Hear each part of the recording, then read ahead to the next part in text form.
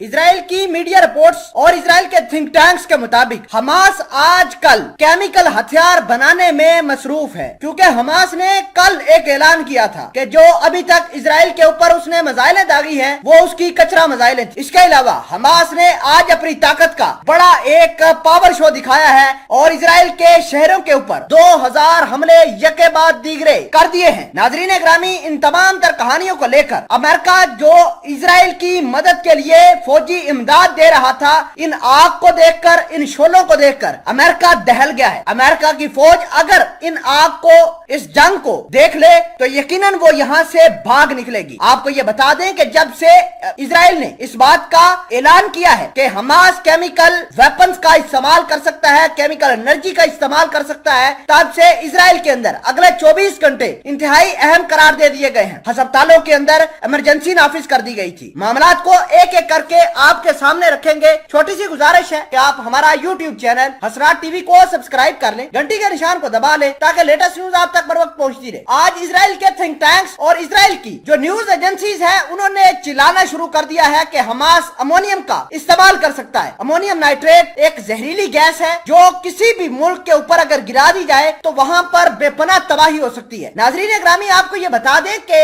आज हमास ने अपनी ताकत का बेदरेग इस्तेमाल किया है। हमास ने 2000 के करीब मिसाइलें दागकर इसराइल के एक एक शहर को दहला दिया है। आपको ये बता दें कि इसराइल के जो आयरन डोम थे वो पिछली जुमेरात को 130 मिसाइलों को बर्दाश्त नहीं कर पाए थे। जब 130 मिसाइलें दागी गई थी तो इसराइल के अंदर इमरजेंसी नाफिज हो गई थी, इसराइल के अंदर हड़कंप मच गया था। लेकिन आज 2000 मिसाइलें जो हमास ने दागी हैं, इसको देखकर आप खुद इमेजिन कर सकते हैं कि इसराइल की तबाही किस तरह होगी, इसराइल के अंदर किस तरह के हड़कंप मचा होगा। आपको ये बता दें कि जब से इसराइल को पता चला है कि केमियाई वेपन इस्तेमाल कर सकते हैं हमास वाले, तो अस्पतालों के अंदर मुख्तलिफ जगहों पर उन्होंने इमरजेंसी नाफिज कर दी है। खसूसन अस्पतालों में जो अमला है उसको बढ़ा दिया है। फिर वक्त के लिए आपको ये बता दें कि आज अटैक करके हमास ने 5 यहूदी वासिले जहन्नम किए हैं और माउंट टेम्पल जिस वजह से लड़ाई शुरू हुई थी, जिस जगह से क्लैश का आगाज हुआ था, वहां पर भी उसके आसपास के इलाकों में भी